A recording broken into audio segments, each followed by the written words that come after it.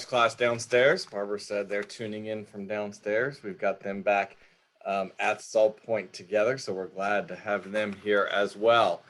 Going to start off with a couple of gratitudes. Les, you can put the picture of the boys up, if that works. um, want to express my gratitude for Leo and Vito, Julie and my two boys. Vito is 11, Leo just turned 7, and every year they pick a service project. So 2 weekends ago, the Saturday of Halloween, they decided to have Peanuts for Paws. And they went around the neighborhood and gave out flyers, and they sold bags of boiled peanuts.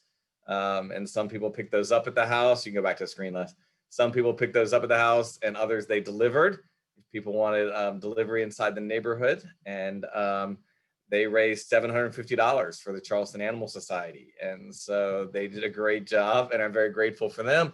And I think it's a great in the spirit that of giving back, and that they understand that it's important to be able to do that, and that it can be fun while they do it along the way. Also want to give on the top right of my screen, like the Brady Bunch, give a shout out or congratulations to Mr. Justin Jerica on his recent engagement. I liked the hide the ring in the sand on the beach. It was probably a little risky move, but it seemed to have worked out well. I got a text that said, "Look what she found." I was like, I think this is an engagement ring, but maybe she really just found that really cool ring. But no, it was actually set up, so that worked out pretty well. Congratulations to you both. Lastly, on the more solemn gratitude, tomorrow is Veterans Day. And just a little bit of background, World War I officially ended at when the Treaty of Versailles was signed on June 28th, 1919. However, fighting actually ceased 7 months earlier when they had the armistice, or a temporary cessation of hostilities between the Allied nations and Germany. And that was actually on the 11th hour of the 11th day of the 11th month, which was November 11th at 11. And for that reason, November 11 was generally recognized as the end of the war to end all wars, and actually where Veterans Day comes from. The U.S. Congress officially recognized the end of World War I when it passed a resolution with these words. It says, "Whereas the 11th of November, 1918 marked the cessation of the most destructive, sanguinary, and far-reaching war in human annals, and the resumption by the people of the United States of peaceful relations with other nations, which we hope may never again be severed. And whereas it is fitting that the recurring anniversary of this date should be commemorated with thanksgiving and prayer, and exercises designed to perpetuate peace through goodwill and mutual understanding between nations." So, with tomorrow being Veterans Day, to all the veterans of all branches, thank you for your sacrifice, your bravery, and the example you set for all. And in short, thank you for your service. And tomorrow is a very special day. So thank you to all of you who serve or continue to serve, for your service, with tomorrow being Veterans Day. Moving on to announcements. A couple of different things that I want to cover. And if you have any questions during these, you're welcome to put them in the chat box. And I'll go ahead and try to answer those the best I can. We've got 2 weeks left in the Walk the Path activity contest. Again, remember, contest or no contest, those that walk the path don't do so for prizes, but because those activities are the activities that are needed to help you stay in flow with your clients. And if you do them on an ongoing basis, it will translate to growth in your business and resulting growth in your income. I was talking with an agent today who received a referral of a client nearly 18 months ago and successfully closed that transaction. But again, when we focus on relationship selling and staying in touch on an ongoing basis with our clients, we're not focused on that one transaction. We're focused on a relationship with a client that endures for the long term. And from that first deal that the agent closed nearly 18 months ago, he's received 2 referrals that have subsequently closed, and a third referral that he's hoping to ratify today with that client. So that original client, although that first deal was great, is probably going to turn into 4 transactions in less than 24 months. And that's how relationship selling is supposed to work and the important things about it. But while we try to keep you top of mind with the activity contests that we're going to continue to do on probably 2 to 3 of them a year, a friend of mine up in Toronto, Steve Tabrizi, actually runs Remax Hallmark, which is a great company up in the Toronto area. And he had a post the other day that actually I thought was worth sharing. And it said, do you want to know where everyone goes wrong with self-development on personal and business levels? To treat it like a 6-week, get fit quick, get some extra business type system. Your hope is if I can just do the work for a little bit, the self-development and nurturing what you love most in life are the complete opposite of that. It's a commitment, a daily practice, positive habits that become so ingrained in who you are that missing even a single day leaves a bad taste in your mouth, like not brushing your teeth. What you do today in your personal or professional development truly affects what you do tomorrow. Take a second to imagine yourself accomplishing the biggest goals of your life. You can imagine the result, can't you? You can see the trophy at the end and even guess what it would feel like to be validated for your great success. Whatever you think is going to be different about tomorrow doesn't exist. If you don't do what you need to do today, you're just postponing doing the exact same thing tomorrow. All that matters is today. It is the simplest habit in the entire world, this habit of consistency. It is also the single most challenging element of mastering not just a craft, but yourself. It is truly the reason some people succeed and others fail.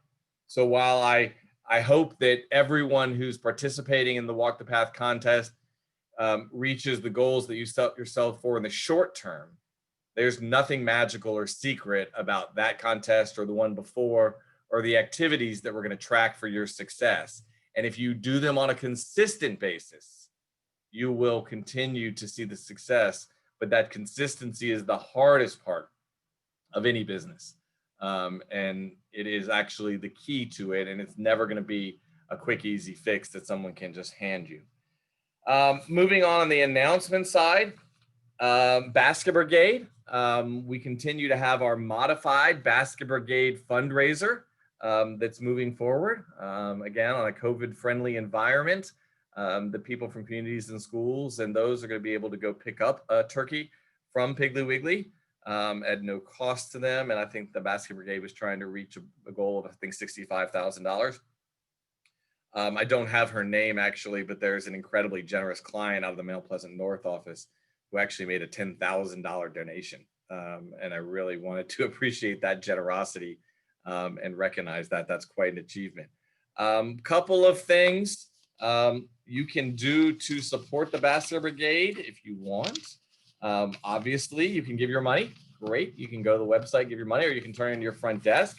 If you don't have any money to give, or you've already given money, you can actually, New Homes emailed out yesterday, you can actually go tour the luxury condo models at the McKelvey at Bowen, which is their waterfront condo community.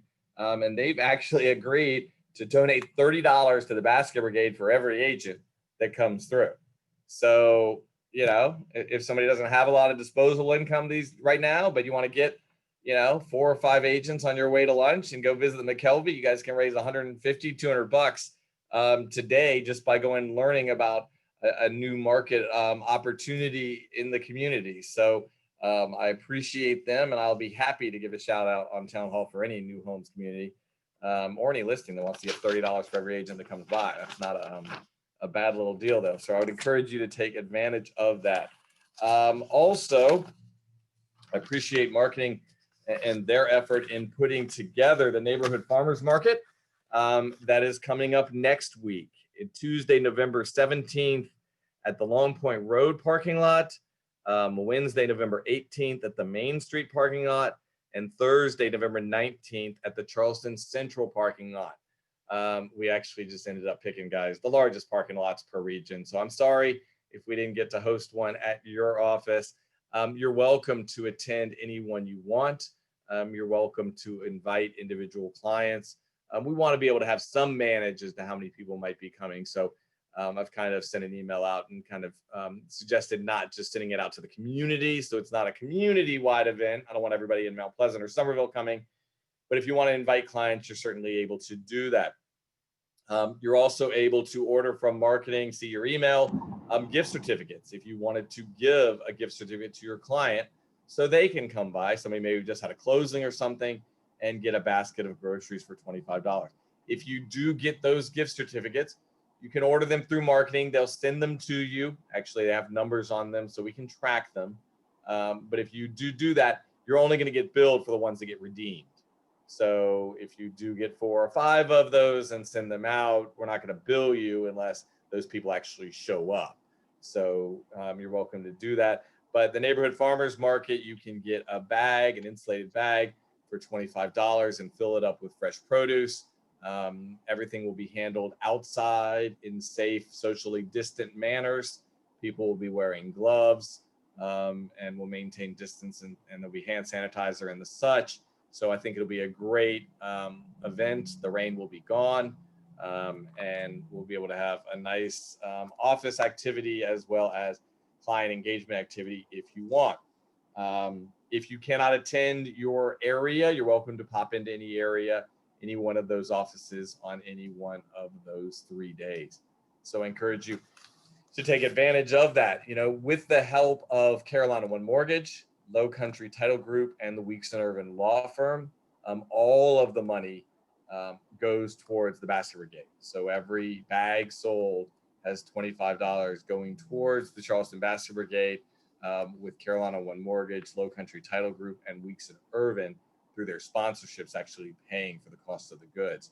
So I would encourage you to support that in a great way. We can support the Basket Brigade as we move forward. Continuing on the announcement side, just a couple of quick more. You've also seen in your email, again, a great way to reach out to your clients and also support the community at the same time, that we have magical reindeer treats that you can order through marketing. They are $5 a bag. If your kids are more than like 20 years old and you don't know what magical reindeer treats are, go talk to somebody who's got a 4 or 5-year-old. These days, cookies and milk on the front, on the hearth next to the fireplace for Santa don't cut it. You've actually got to sprinkle magical reindeer food that includes oats and glitter in the front yard, so the reindeer actually know where to land, or at least how to find your house if they plan to land on the roof. So cookies and carrots and milk is old school. Now you've got to have reindeer food for your kids, but a great way to reach out to your clients with kids. And also 100% of the proceeds from these bags could benefit the Low Country Food Bank. We put that out a little bit early. I know we haven't even had the farmers market yet, but you can pre-order those, and they're also trying to get an estimate as to how many they'll need. But there's a cute little bag. It's got the Carolina One Cares logo and Low Country Food Bank, and actually lets everybody know that 100% of the proceeds, 100% of the total cost is going to the Low Country Food Bank, and those are available. If you haven't seen your reindeer or haven't seen your email, just search for magical reindeer treats. Not something I thought I would be searching for in my email inbox, and that will pop up as well. 2 last things on the announcement side. I want to congratulate Carolina One Mortgage, and at the same time, I congratulate Carolina One Mortgage. Thank you, each of you, for your support of them. But I want to congratulate the loan officers, processors, and everyone that supports them. October was actually, we've been in the mortgage business for 20 some odd years, and October will actually be our busiest month ever in both units and volume. Our team closed 178 units for nearly $50 million in volume, which was an all-time record, and certainly deserves a shout out and recognition. Congratulations to them. I wanted to read a quick email or a quick message that was posted on Facebook from one of our agents. So I won't worry about that right now since I can't seem to find it. About InstaList, and just said from Jen Huffman, I appreciate her comment, just said, I need to give a shout out to Carolina One about InstaList.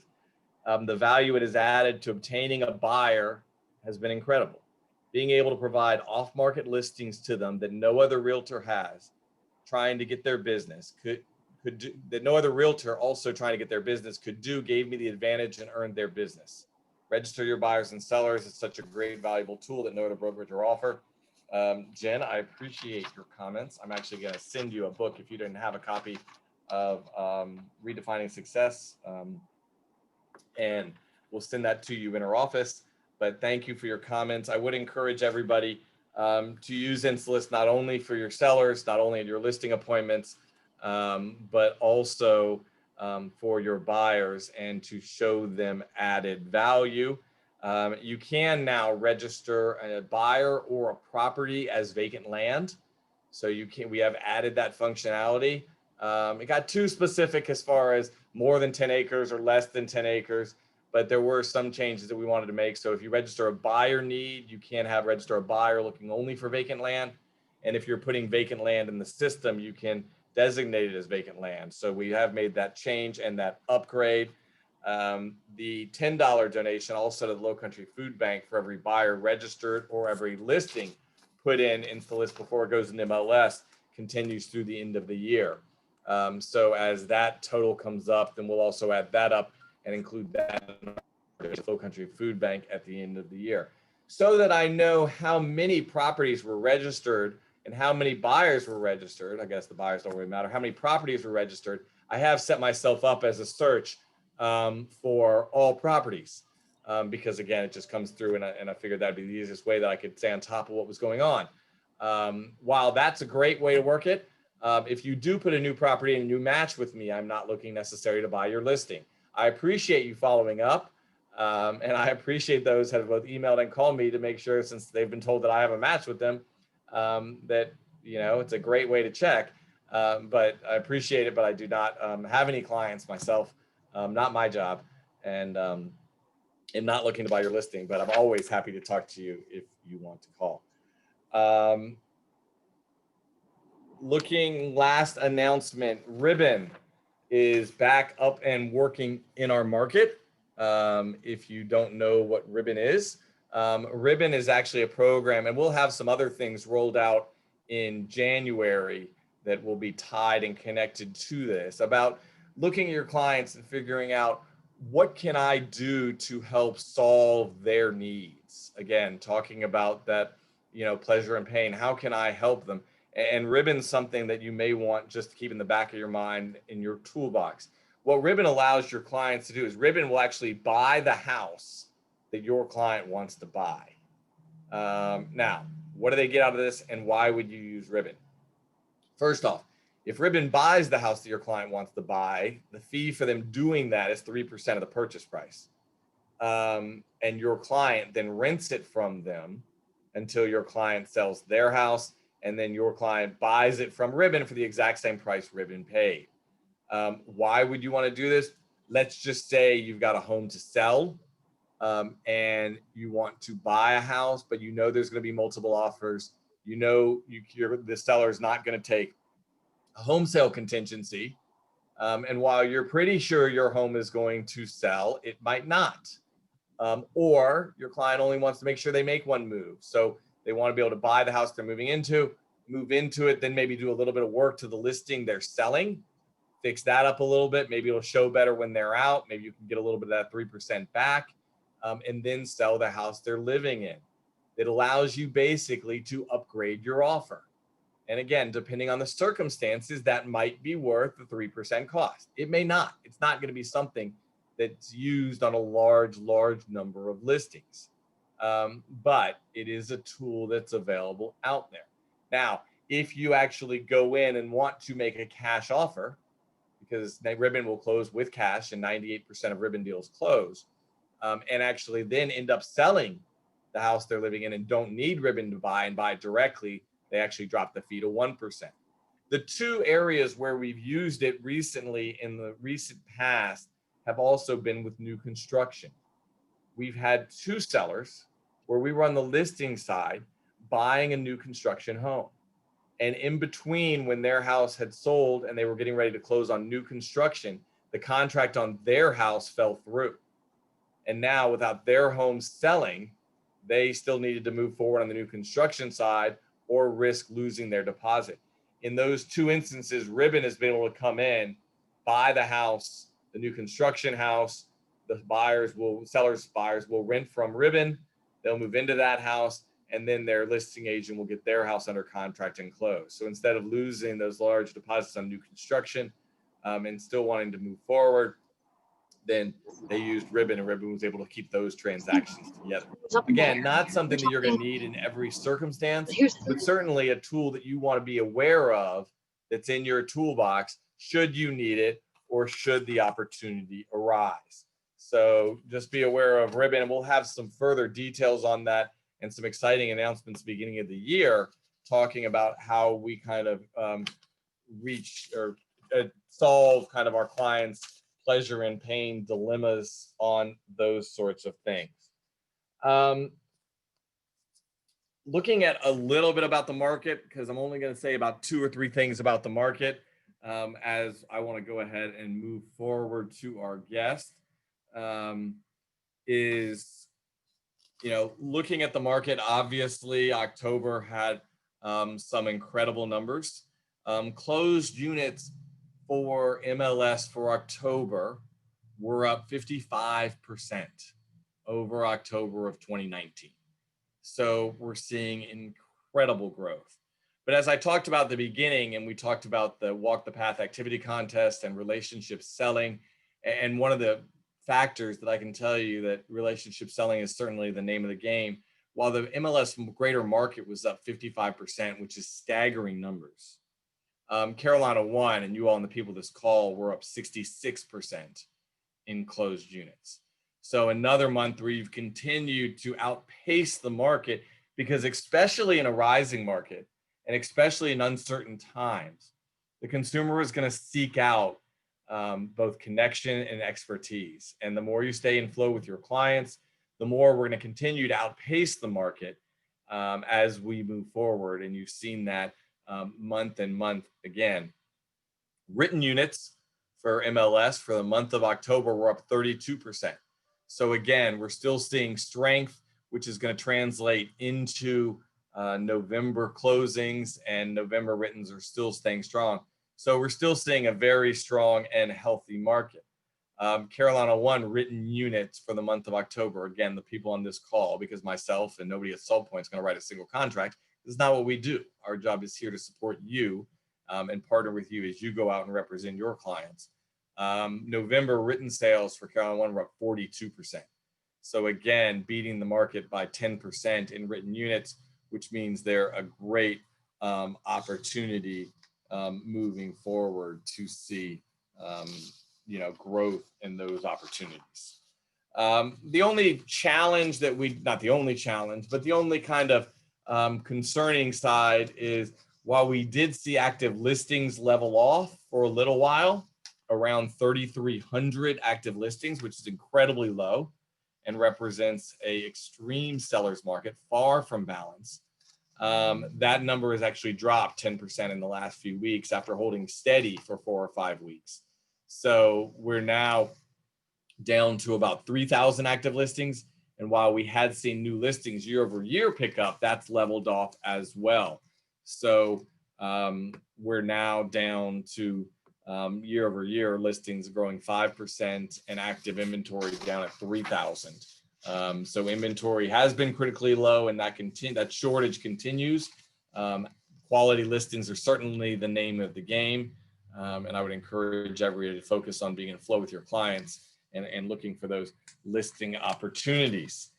Les, do we have Mike with us? Yes, he's here. Great. There you are, Mike. I want to go ahead and now move and pivot over to our guest, Mr. Mike Graney with the Charleston Regional Development Alliance. And, what I've asked kind of Mike to do is that he's going to share his screen and go through some things. And then we're also going to have an opportunity to ask him some questions. If you want to know the name of that super secret giant company that might be joining Charleston, he's not going to be able to tell you because he is sworn to secrecy on certain areas of his business. I've asked Mike to kind of take us on a little bit of a journey with the Charleston Regional Development Alliance, as far as starting with a little bit of what it is and where it came from and how it operates, because it is a unique structure. And it's also led to a lot of the success and economic growth that we've seen in our region over the past number of years. We are very proud as a company to be a supporter of the Charleston, an investor in, which I think is the terminology correct, because we're investing in our local community. But it's important that when we talk to you guys, that you guys know where some of the dollars that we spend go, and we do invest in the CRDA.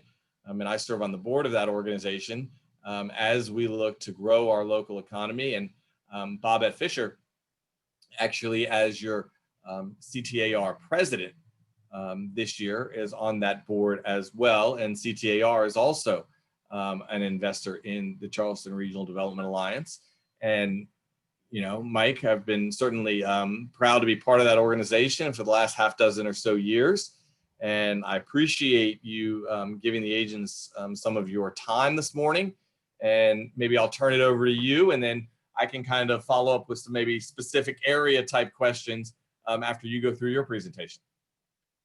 All right. Well, thank you, Michael. I appreciate it. And let me start by thanking all your agents for both your participation at Carolina One and at CTAR and supporting us. We appreciate it. We like to say we spend your money wisely. We think we earn it. And hopefully this presentation will give you some comfort that those are true. I flipped through the Hollywood Squares a little bit. You got a lot of people on. This might be my biggest Zoom presentation ever.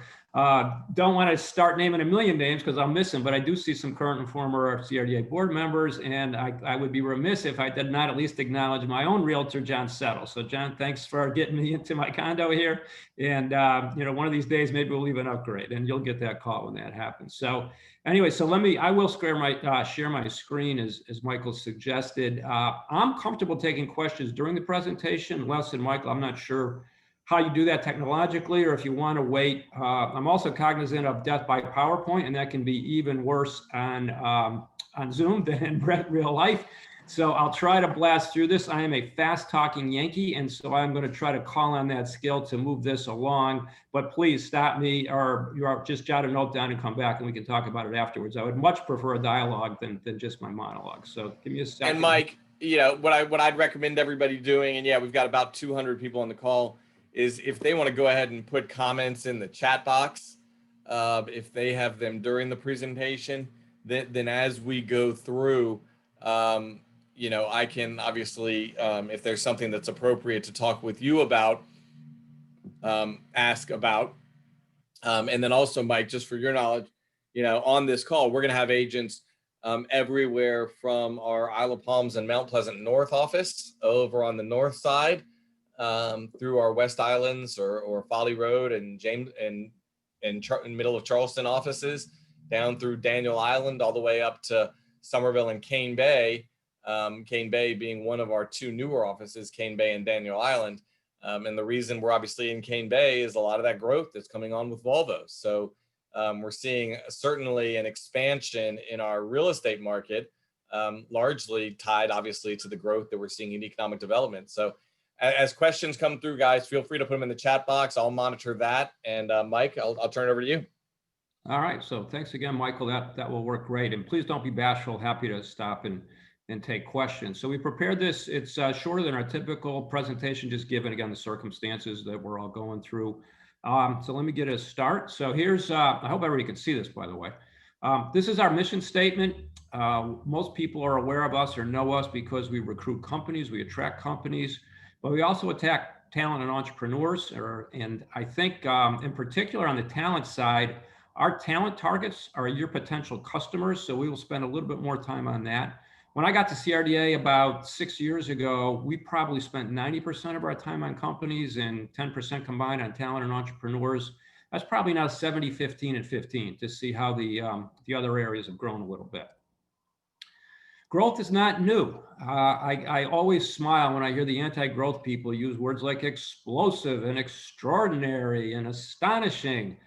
Doesn't look explosive to me. It looks like nice steady growth. We've averaged 2% a year. You guys know this as well as I do. And so it's a healthy environment for good economics, for growth, and particular to this conversation, for new home sales. Charleston has outperformed us. We like to use outperform the US. We like to use the term we punch above our weight. There's a couple things going on this slide. First of all, you can see this is a couple-year-old data. We try to keep the data as current as possible. This came from our strategy consultant a couple of years ago. 74th biggest market in the US, 5th fastest population growth in the 5 years, 13 to 18. Up through, pre-COVID, that stayed pretty consistent. COVID we don't know the numbers yet. And they're changing pretty quick, as we all know. The graph on the right is there for a reason. We believe that we have a resilient market. We'll talk about some of the reasons for that. Charleston was one of the very first economies in the country that recovered all its lost jobs from the 08-09 financial recession. And so we like to think that we will be one of the first to come out of COVID. And again, we'll talk about why. One of the reasons is we have a broad-based economy. We have a lot of big players here, and you can see what I like about this slide is that we've got companies in a variety of industry sectors. We've got aerospace, we've got automotive, we've got healthcare, we've got IT, we've got logistics, we've got chemicals. And so that prepares us or gives us some degree of resiliency in normal downturns, because in normal downturns, 08 was different, COVID's different. But in normal downturns, not everybody goes down at once. And in fact, some of these sectors are doing pretty well. We had an interesting run for several years. So Boeing opened up in 2011 here, announced in 2009. Volvo and Mercedes-Benz announced here in 2015, opened up in 2018. And so in a span of 5 years, we had 3 global class Fortune 100 OEMs located in our market. That's unprecedented for almost any market, from the larger markets of the really big players in the US to anywhere in the world. And I think some people started to take that for granted. But I had an interesting interview with a radio host once we announced Thorne, which is our current, probably our biggest life science company, over 400 people that are in Berkeley County in the Omni Industrial Park. They make high-end nutraceuticals, vitamins, supplements, things like that. And so Mike, I think some of the agents know that we've worked on the real estate side closely with Thorne, because while Boeing and Volvo, who we also all work with, have been Mercedes, relocated some people, they were building new facilities here, or they already existed here. And Thorne was actually relocating a large number of people from several different points to Charleston. And on the front end of those conversations, I actually ended up driving some of the Thorne executives around, showing them some of the local real estate areas. And at that point, all I could get was first names and a code word, because those things are kept secret at this point. And so just so you guys know, our relocation department does play a role with the CRDA in helping to show some of these prospects the area, and then hoping, obviously, they pick Charleston. So I just want to mention that as you talked about Thorne. Now, good point, Michael. And that was Project South Shore back in those days, was the code name for Thorne. And we should acknowledge Tracy and her team, because Thorne was hopeful of recruiting maybe 30 or 40 of their current workers to Charleston. They ended up recruiting over 120. And that was due in large measure to the efforts of your team. So we appreciate that. But anyways, back to the story. So we announced Thorne, a $35 million project, over 400 jobs. And the radio announcer said, that's sort of not a big deal. And I said, whoa, wait a second. Every company, every city in the country would have liked to have won this project. And you got to get it out of your head that winning a Boeing and a Mercedes and a Volvo every year is a common situation. So it was just an interesting comment. And Thorne literally looked at 50 cities around the US. We were one of the smallest. They cut it down through a long process to about 5, all of which are major league markets and us. We didn't have the best incentive package compared to some of the other states, but they picked us because of the cooperation between the public sector and the private sector, between the state and the county, between the region and the hospitals. And all that really worked to our benefit. And they thought they could get a place where their labor would be more resilient and more likely to stick around than some of the bigger markets where they'd be bouncing back and forth. So a little bit of the backstory on that one. And Mike, we were talking in the beginning, because obviously our company really focuses on relationship selling. like you said, you saw John settle down at the background, and John's not worried just, Mike, about your individual transaction. He wants, your business for the long term. And I will tell you, in speaking with the Thorn people, because we talk about relationships and relationships being the key to every business. And she's not there anymore, so it's not really a political statement. But I will tell you, they also said one of those key issues to everything you talked about as well, Mike, was, Nikki Haley was willing to take the time to meet with them in person. And they said her commitment and those relationships and the fact that she was willing to give them that time really, may have put our area over the top. And so we always think about those things, and we've had different announcements of ways you can connect with your clients. I don't think if Nikki Haley had sent an email or somebody else that would have had the same impact, but they were so impressed with her and that she was able to give them that time and focus on them as individuals and meet with them personally, that I think that probably helped put it over the top. That's undoubtedly the case, Michael. In fact, in my view, Governor Haley was the MVP of Land and Thorn here. And I was in the room when she met them, and I'll just tell you, she was masterful. We're not going to get into politics, but if there's any question about Governor Haley's economic development bona fides, let me tell you, she passes with flying colors.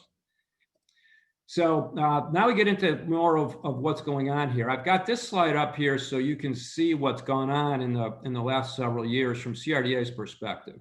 So we were humming, I'll run my cursor over the years, humming in 17, 18, and then when did the trade wars and tariffs start? Boom, Q3 2018. So we still had some things in the pipeline that were coming through. Companies were visiting Charleston, but we went through about a 12-month period where the uncertainty about tariffs, trade wars was weighing on companies making decisions. They didn't know if they'd be able to make product in the US and export it, if there was going to be tariffs on our products going out. They didn't know if there were going to be tariffs on their materials that they'd be bringing in.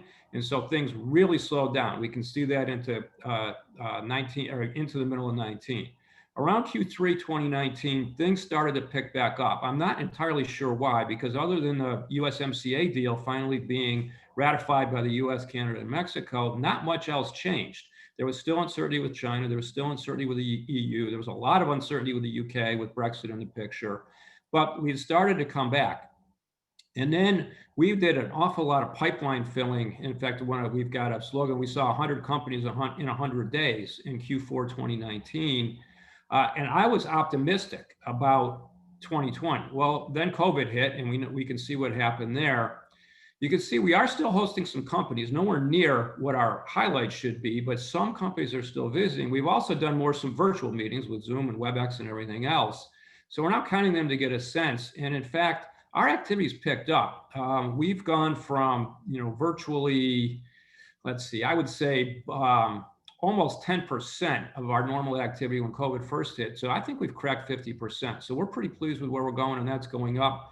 I got 4 project visits / calls this week and another 2 big ones next week. And Michael, sorry, but I cannot confirm or deny the rumors about the top secret super size company that's looking in Charleston. But maybe someday we'll find out about that one. One of the other things we look at is how do we do by cluster? I talked before about how some clusters have done really well over the years, some have not. CRDA took a big, I shouldn't say a big gamble. CRDA put a lot of resources towards growing the life sciences industry here. We've been doing that for the last several years. That's that blue line on the top. And life sciences, in our view, includes biotech, it includes pharma, it includes diagnostics, it includes medical devices. And the work has paid off because the sector, both regionally, nationally, and globally, that has been the most resilient and in fact has grown since COVID is life sciences, because life sciences is what is going to get us out of this. So whether that's testing kits, whether that's therapeutics, whether that's vaccines, there was great news from Pfizer this morning that people may have seen that the early clinical results suggest their vaccine's effective in 90% of the population, which is just a stellar number. The other cluster you can see that's grown pretty well over the last few years is automotive. We think that's going to hang in there and in fact grow, because Volvo, as probably you guys know, has announced that they will start production of the XC90 by 2022. That should be rolling off the assembly line. And as that gears up, their supplier needs will gear up. The one that's really taken a hit, no surprise, aerospace. We've all, Boeing had its troubles with the 737 MAX. We don't need to belabor those. The 787, though, has hung in there. I think we're all aware that Boeing announced they will consolidate production of the 787 in Charleston. They will close the facility, or they won't close it, they'll just stop 787 production at the facility in Everett, Washington. And so our aerospace sector will be stable, where in a lot of other places it's in danger or declining. I think we will at least be stable. We're quasi-optimistic. We might even see some growth if some of the Seattle area suppliers that do a lot of work on the 787 might decide that they want to come here. The other sector that we're seeing growing is IT. I think many of us are aware of the organic growth we've seen there.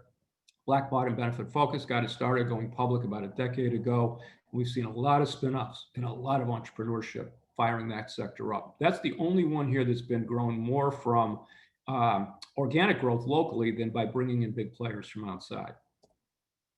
So this will be interesting to the audience here. So we are currently running a major talent recruitment campaign, predominantly in the Northeast, but also some Midwestern and one West Coast city, trying to make them aware of Charleston as just a destination where they can be successful in their careers.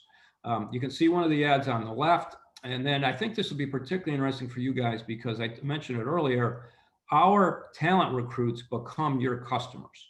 People that move here are going to buy houses or rent houses or lease condos or whatever it's going to be.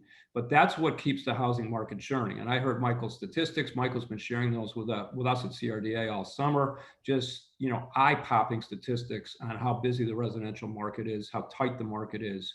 And it's always fun parlor game. What are the biggest markets where people are moving from? And when you can win a lot of money at a cocktail party bet by asking anybody if Ohio's in the top 10, because they're all going to say yes, and they're all going to be wrong. So let me suggest that for the next time. And Ohio, the Columbus, Ohio is the first market that shows up, and that's in the 20s. So belies all the local lore on that topic.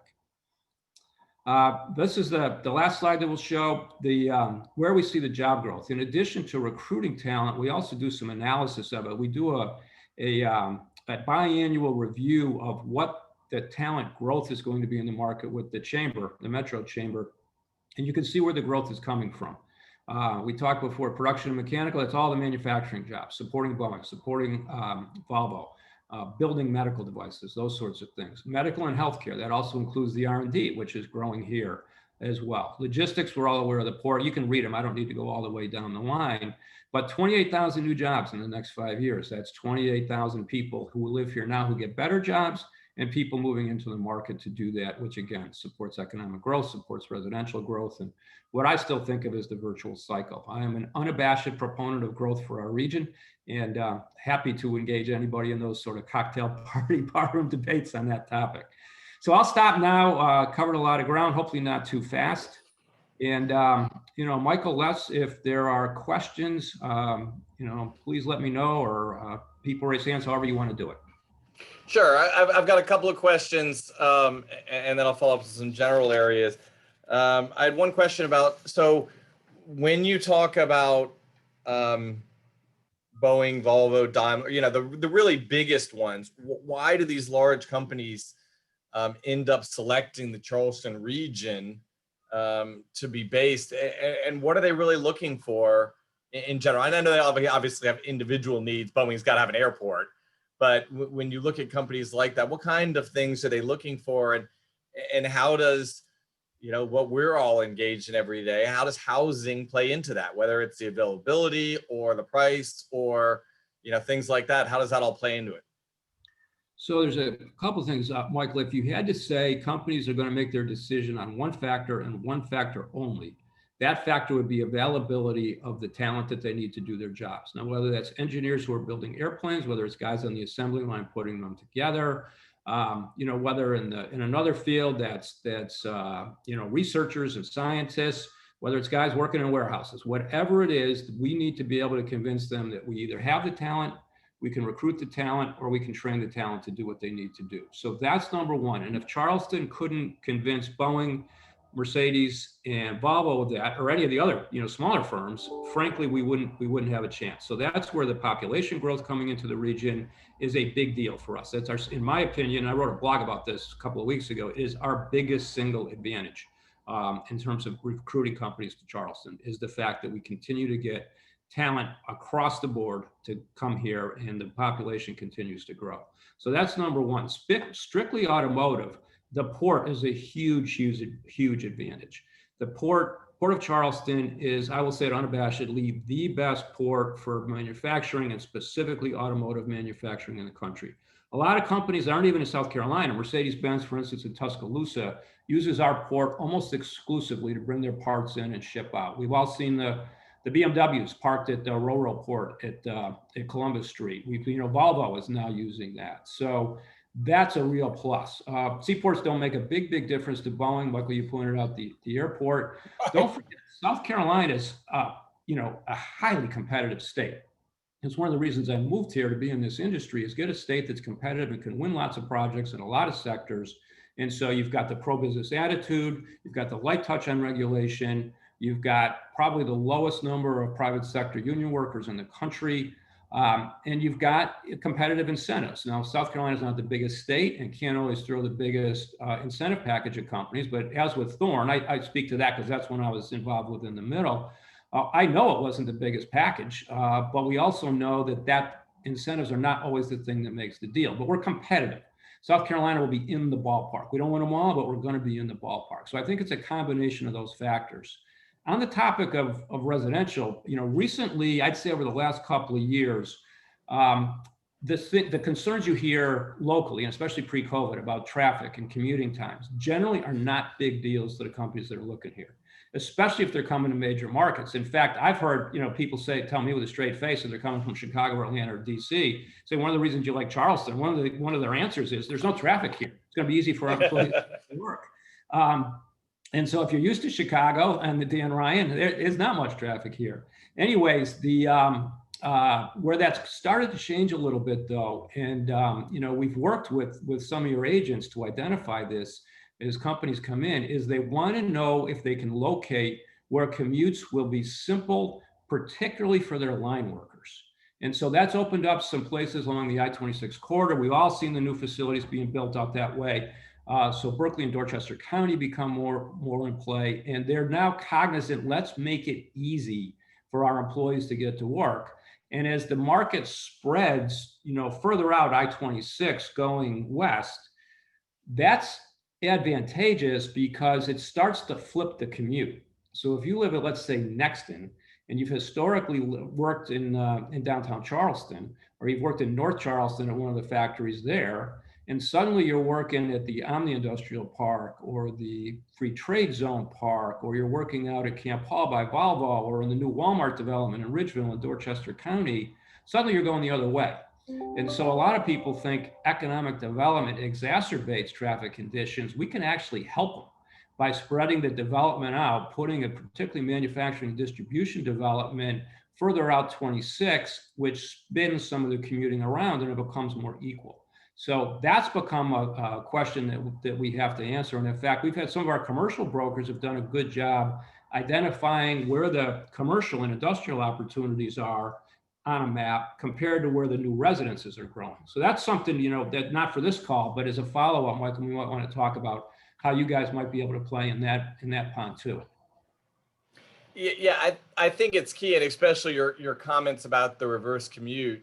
For so long, all of the jobs were clustered around the, either downtown or North Charleston around the airport side, and obviously pulling everybody in. Even as housing built up in the north area, there weren't as many higher paying or manufacturing type jobs. And now that we're seeing that growth in that part, they don't have some of the traffic issues. And as I always tell everybody, my entire life, the world ended at exit 199, at Somerville. And now Nexton Parkway is open at 198 and 197, I think. And we've got, an office across from Cane Bay, and Volvo's at 188. So you're talking about a massive amount of area that's just ready for, growth on the housing side and all of the things that support those businesses and those things.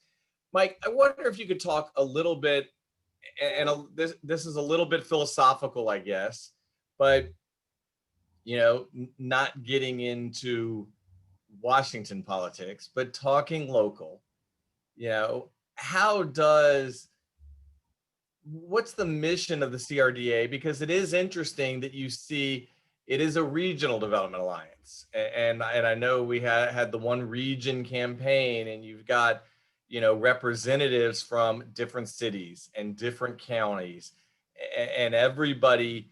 And I also wonder if you could tie into this a little bit about how is the CRDA funded, as far as, I know we talked about us and CTAR, but as far as private versus public, as far as how you guys balance some of that, because I think it really is important that people understand that while, for example, the Leatherman terminal might be in North Charleston, that's going to have a huge impact on the entire region. Or while the, Walmart might locate in Dorchester County, that probably means as many good things in Charleston as it does in Dorchester, if that makes sense.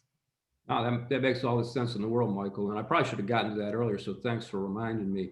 So CRDA is a 501c6 nonprofit corporation. We're financed as a public-private partnership. We get financed by the 3 counties and the 5 largest municipalities in the region. That totals about 30% of our budget coming from the counties and the cities. Private sector is about 50% of our budget. And again, thank you guys for your share there. And then in terms of those numbers, that's about, just under $1 million from the public sector. Private sector pre-COVID was pushing 2 million, and $1.96 million, $1.97 million, something like that. That's dropped a little bit for obvious reasons.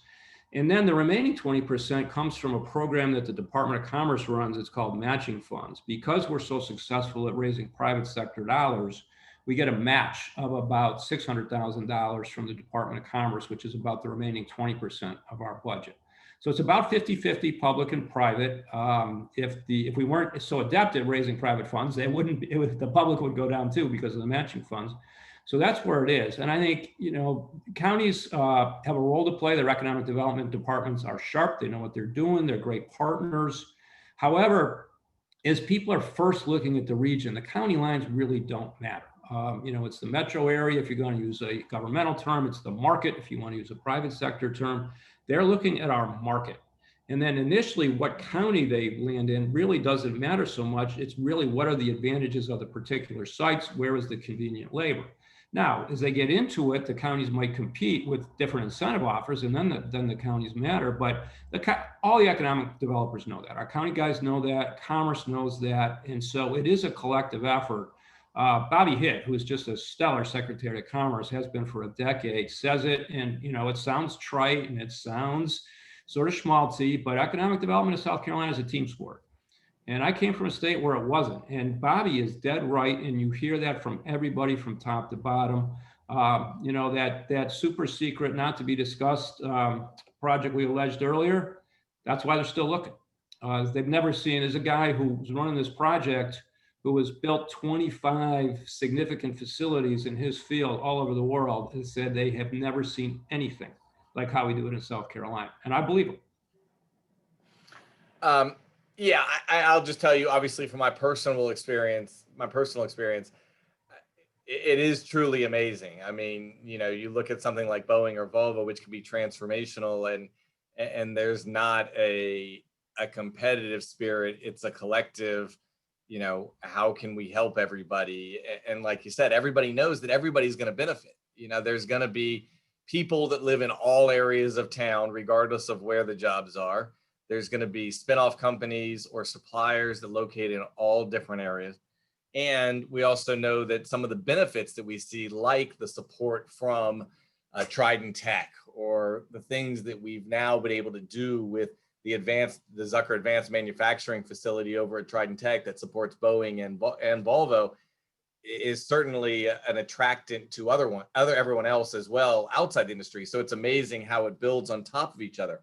Mike, we got a couple of minutes left. I wanted to ask you, it's always good to know who your competition is.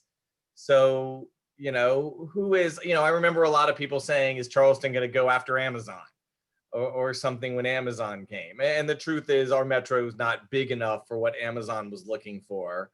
And so that's probably, wasn't a high priority project that we thought we would go up and, and compete for, again, just given our size. I mean, boxers have weight classes, and we're going to have our weight class. Who's in our weight class? Who do we compete against? And what are the, maybe one or two areas where somebody else is really good and something we might, be working on? So good question. And it's always an interesting story. I mean, everybody down here is competitive, whether it's SEC or ACC. So who's the competition? And the interesting thing, Michael, is the companies the regions we compete with are generally above our weight class. And it's been, this has been a transformation over the last few years where most of the competition tended to be the Southeast Atlantic port cities, like Savannah, like Norfolk, like Jacksonville. That's true to some degree, but we compete far more often now against I would say the growing, and I'll use progressive in economic sense, not in a political sense, progressive economic cities of the Southeast that are seeing growth. So Raleigh, North Carolina, Nashville, Tennessee, Louisville, Kentucky, Austin, Texas. There's always a city in Florida. It might be Tampa, it might be Orlando, it might be Jacksonville, but someplace in Florida. Greenville, in our own state, we sometimes compete against. Charlotte, even. And so right before COVID, we were getting down to the final 2 or 3 of a lot of projects. And when we had a 2.5% unemployment rate, which we had for a long time, which is, something to be proud of, but it ended up hurting us because we lost a lot of projects coming down to the final 2 or 3 when companies just picked a city with bigger scale, because Nashville and Raleigh also had 2% unemployment rates, and they were double or triple our size. And so, I got to saying we are one of the, we like being the smallest dog in the fight. And, there's more fight in the dog and all those sorts of things. But we got used to that, and we learned how to react to it. Now with the 5-6% unemployment here, I don't think it's as big of an issue. But that's where our competition has morphed to. Every so often, we'll compete against a big city around the country. We've got one right now. We're competing with Cleveland. I'm still not sure why. If we lose that, David ought to fire me. But I don't think we're gonna. Occasionally we'll compete against Boston or Philly. Not too often the West Coast. Richmond's another one, probably in the second tier of the places we might compete against. So that gives you the sense. Huntsville's another one, probably in that second tier, Huntsville, Alabama, of who we more likely come across as competition these days. No, I appreciate that, and I think it's great to hear.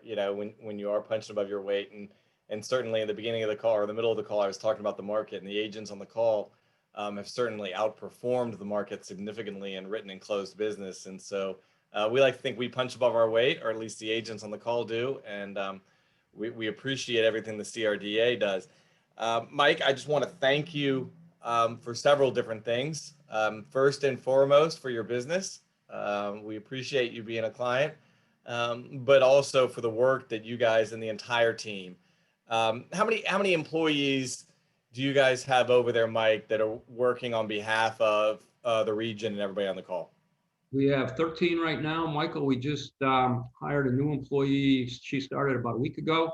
Her name is Megan Anderson. She used to work in the Department of Commerce. Some of you may have come across her. We lost a terrific colleague, Becky Ford. One of the companies she recruited turned around and offered her the job to be the managing director for their entire North American operation. So, sometimes I don't know how many of you actually hire people, but when they leave and they say, you think, okay, can I make a counter offer? And she told me her offer, and now I can't even come close to that deal. Go ahead, take it with my blessing, even though she was a terrific colleague. But we got her replaced by somebody equally terrific, and I think you guys will look forward to working with Megan as well as with us. We have a business development team, a marketing team, an ops team, and a investor engagement team. That's how we're structured. You guys have always done a great job, and relationships do cut both ways. Our mortgage manager came down here for helping us out from our mortgage partner, and we ended up convincing her to stay in Charleston long term. So sometimes we have some relationship wins on the job side, and sometimes we have some losses. I do sincerely appreciate you giving us the time and sharing information with the agents. I think it's always great to hear. I don't think everybody understands how much goes on behind the scenes, so to speak, but also how much as dysfunctional. I mean, I think politics and dysfunctional are two words that go together.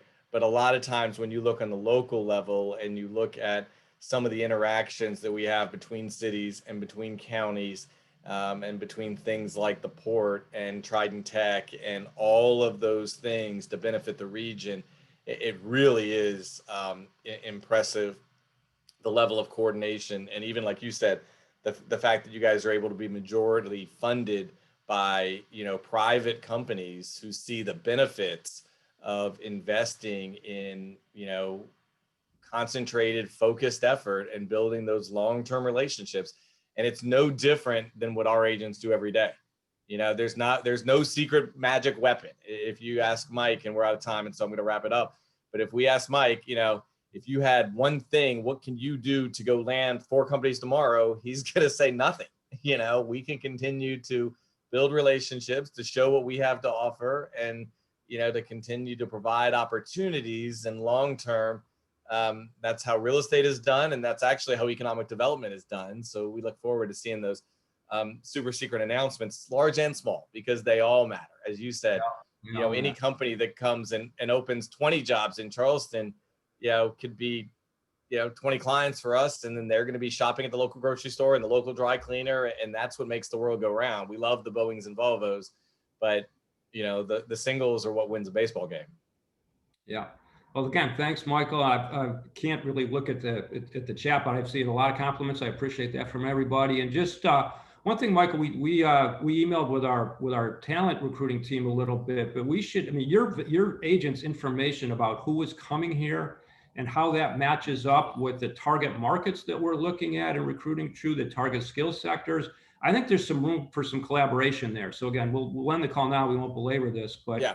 We've talked about doing some surveys and things like that. So I'll just let you guys have a heads up that if we do send you some surveys, I appreciate you participating, because those things can definitely play. Also, the CRDA website, guys, is a great resource if you need things on for your clients relocating on economic development into Charleston and things like that. The CRDA's website has got some great information. So Mike, thank you for your time. Everybody, we're a few minutes over, so I'm going to let everybody go. Our next town hall is actually going to be Tuesday, December 1st. So we're going to take off the week of Thanksgiving, which is when our next call would be 2 weeks from now. So I'll see everybody in 3 weeks, which is going to be Tuesday, December 1st, which is going to be our next town hall. Again, thank you very much for being here. Good luck. I know the market's hot and busy. And for all of our veterans tomorrow, obviously, thank you for your service and for giving us the opportunity to have these kinds of discussions. So thanks, Mike, and have a great week. Thank you, everybody. Guys, appreciate your support.